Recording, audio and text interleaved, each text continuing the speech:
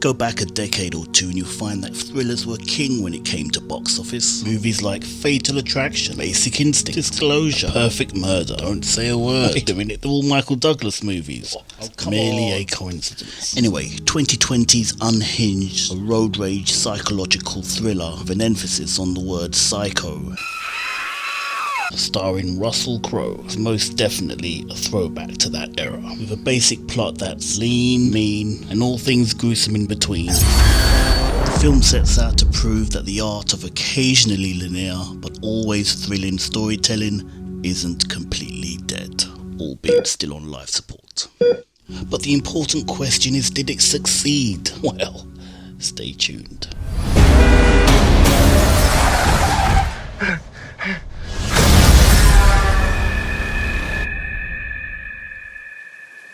It's the middle of the night when the movie begins. The rain is pouring, there's a sense of melancholy and dread. We see Russ's character outside a house, alone in his car. He stares at his wedding ring with eyes of regret, before tossing it over his shoulder in utter contempt. He lights a single match, perhaps symbolic of what his life has become, or what it will become.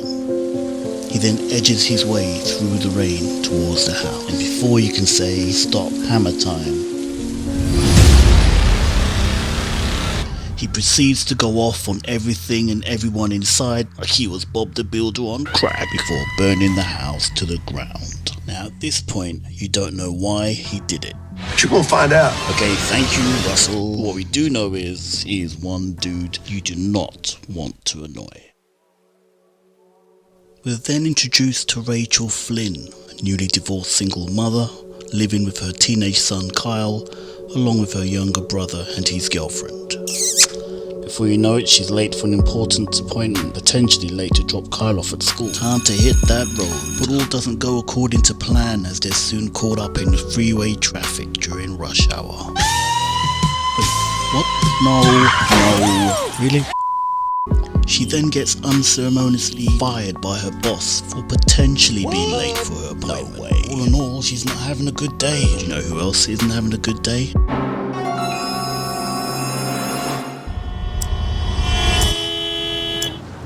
Come on, man. Go! Now, before you roll your eyes, too late. We've all been there, walking down a street, subway, train station, shopping centre, in a car. Either way, you've got somewhere you need to be, stuck behind someone who hasn't.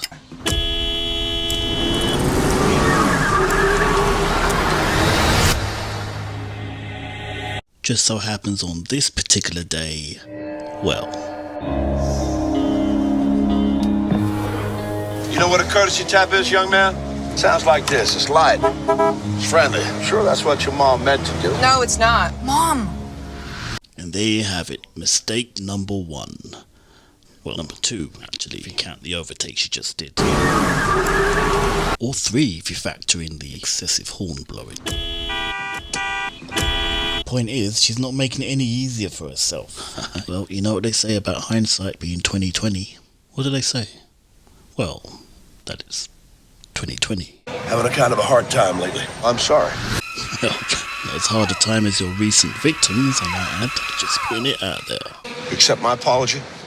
Just ignore him. Well, if you could just do the same, we could press reset. I don't have anything to apologize for. Can you go, please?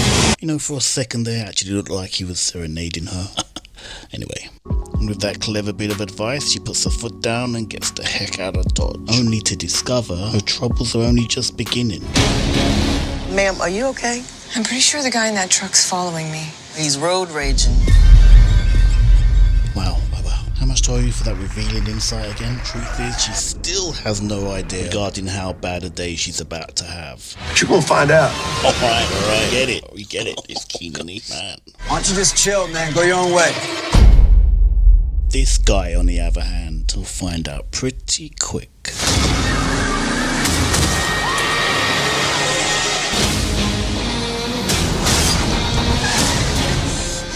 That man stole my phone. About that. If only it was to call his folks abroad, dial a few dodgy chat lines, order a pizza via Uber. But alas, it was not. Andy? I'm sitting here. I'm waiting for you. Whose phone is this? I'm right across from your friend. Hey, listen to me. He's not a friend, okay? He's the psycho who came after me today. This is where your first lesson begins. Give me my phone. Yep, just when you think things couldn't possibly get any worse. Put him back on this goddamn phone! No, I can't do that. Oh, it does. What do you want? I need you to learn what a bad day really is. And I need you to learn how to say you're sorry. And you're gonna learn through violence and retribution. Sounds like you're waking up. I'm wide awake. You better bring your A game.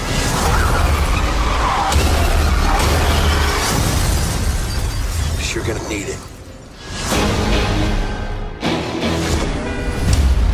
The movie was helmed by German director Derrick Borte, who cut his directorial teeth on 2009's The Joneses, a dramedy, for want of a better word, starring David Duchovny and Demi Moore. And whilst critics liked it, it took, $2 million over its $5 million budget. Surprising considering the star power on display. And here we are, 5 full-length feature films later. Unfortunately for it, it was released at the worst time ever. No doubt contributing to its box office total of only $43 million. This from a budget of $33 million. Most of that probably went on Russell's feet. Probably. Either way, hopefully it's found stronger legs on the old home market.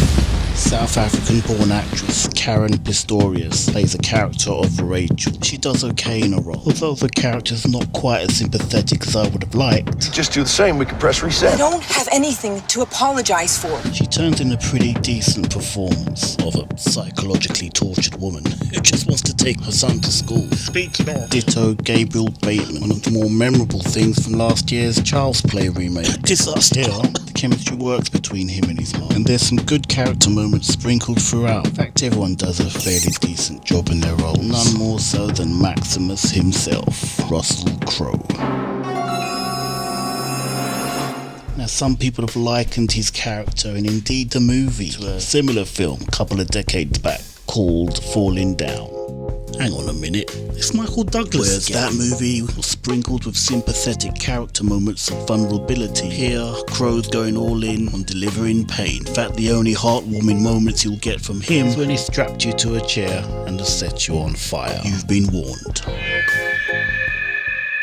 But is it any good? Depends on your perspective. Why you're watching a movie in the first place. For some people, there's not enough meat on the bone to satisfy a politically hungry stomach. For the most part, I agree. Falling Down tackled similar themes better. It did. In fact, the movie is still relevant today. I'm the bad guy? Afraid so. But that's not the movie they set out to make, evident from a lack of any real moments of vulnerability from Crowe outside of that opener. But to me, that's its strength. It's not out to educate you and how you should or shouldn't feel, should or shouldn't think. It's just out to give you a thrill ride. In that aspect, at least in my mind, it delivers, earning this movie the thumbs up. And besides, I bet the next time you're stuck on a freeway, neck deep in traffic, person in front of you moving so slow, you think they had the car in reverse, and you're about to hit that horn, you're gonna remember this.